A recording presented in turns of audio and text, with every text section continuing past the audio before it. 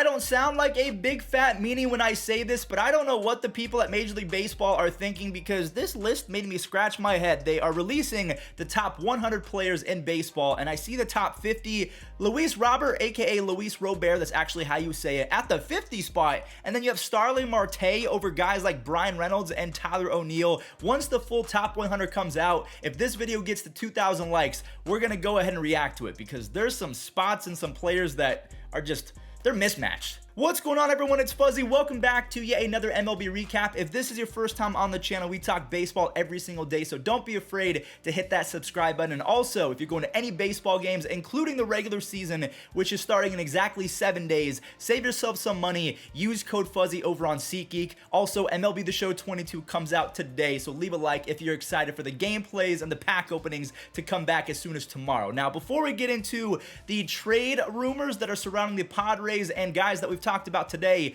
Bryan Reynolds, let's talk about Albert Pujols going back to the Cardinals, because in his very first game, I'm not sure if St. Louis was inspired, but they put up a football score. They won 29-8, and two different Nationals pitchers were charged with 10 earned runs, Cade Cavalli and Anibal Sanchez. So Paul DeJong is fighting for his life. He is trying to show St. Louis fans that he is here to stay. Paul Goldschmidt and Yadi both had home runs, and Albert Pujols is going to be a menace, in my opinion, if we're talking about him versus lefties as the designated hitter for the Cardinals going forward. Now, let's talk about this little trade rumor that came out right when I woke up this morning. Bryan Reynolds, the superstar player, we talked about him a few days ago in my rant video when we were just going at it. I felt so bad for Pirates fans because they sent down O'Neal Cruz and they're cheaping out on Bryan Reynolds. They might not re-sign him because of what they're doing in arbitration. They're cheaping out over $600,000. They're trying to offload Bryan Reynolds, but apparently the asking price is astronomical, so they don't want to give him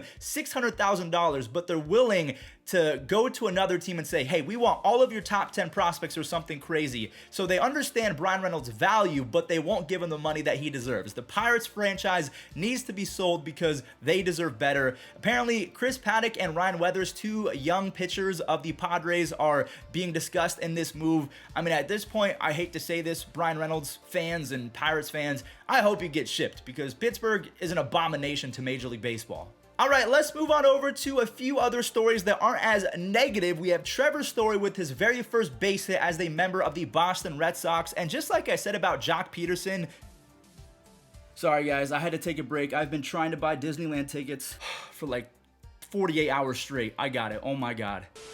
So as I was about to say, seeing Trevor's story in a Red Sox uniform, it's not all that different. Actually, it is, because you go from purple to red. And let me know what you guys think in the comment section down below of Trevor's story in the Red Sox uniforms, because just like Jock Peterson, it's going to take some getting used to, at least for me. Now, one other Red Sox player I do want to talk about, Rafael Devers. Let's go ahead and compare him to another left-handed slugger that is going to be in the conversation for MVP. Both of these guys are going to be really good this year, at least according to your friendly neighborhood Fuzzy. We have Rafael Devers and Yordan Alvarez both going yard yesterday, so let me know some predictions in the comment section down below. If you had to pick one hitter, I'm going to say over the next 5 seasons, would you rather have Rafael Devers or Yordan Alvarez? This is going to be a hot take from me.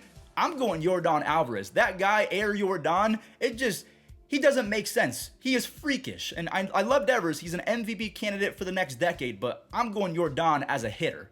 One team that we haven't really talked about at all in these recaps, unless it was something bad, the Baltimore Orioles. They have a breakout star on their hands. Cedric Mullins was, I think, the only player last year to join the 30-30 club. That is 30 home runs and 30 stolen bases, and he is at it again in spring training, both on offense and defense. Jorge Mateo also got in on the action. I have been a Mateo fanboy ever since he was with the A's, and honestly ever since he was with the Yankees. So if the Orioles can get productive seasons from Mullins and Mateo, if Ali Rutschman, Grayson Rodriguez, and DL Hall are the real deal, and Heston Kjerstad gets healthy. Kjerstad is actually one of my favorite prospects in baseball, but he developed myocarditis after getting COVID last year, and he just tore his hamstring. But that little core right there with Cedric Mullins at the helm and Ryan Mountcastle, as long as the pitchers can stay healthy and develop on pace of what the Orioles are projecting them to be in the next few months, good for them. They're going to be good. You know who we don't have to worry about being good? Byron Buxton Howe.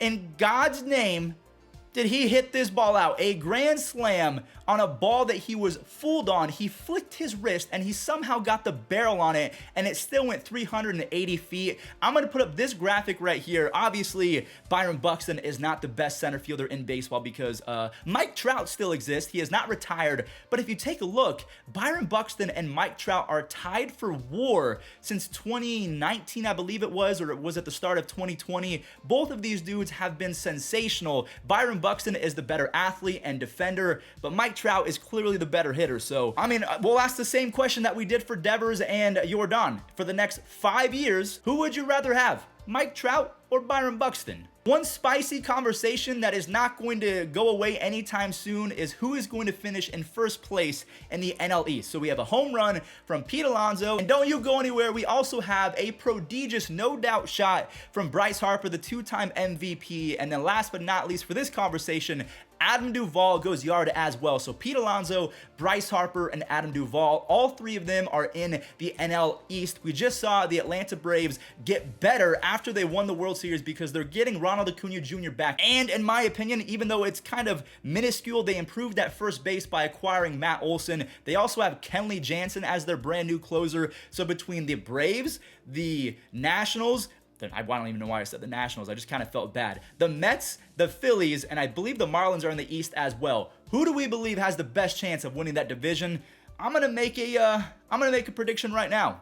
I'm going with the Braves. Switching gears, but staying with the National League, we're going to talk about the Central because Seiya Suzuki hit his first home run and also collected his first hit as a member of the Chicago Cubs. I really like his swing, and someone said over on Twitter that he has the most left-handed, right-handed swing ever, and if you reverse it, I actually kind of agree with him. And then another sneaky pickup, I talked about him a few days ago, Clint Frazier, his case of vertigo, I'm not sure if it's a thing of the past, but he is seeing the ball very well. Most people in baseball cannot get to an inside fastball with this ease. Clint Frazier has always had elite bat speed, and now he's putting bat to the ball, and I'm really excited about what the Cubs offense can do going into 2022. It's just that pitching rotation is going to be very suspect. They are going to be relying on a lot of young guys. It is one of the younger teams in baseball, up there with the Cleveland Guardians. So that does it for today's MLB recap. Sorry for the mid-interruption. I had to get those tickets because I have been refreshing my phone and computer for the last, it seems like 48 hours straight. So thank you all so much for watching, and let's end today's recap with a few bombs. One from Miguel Sano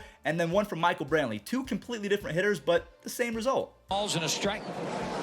Swung on, crushed to left field. That ball is a no-doubter.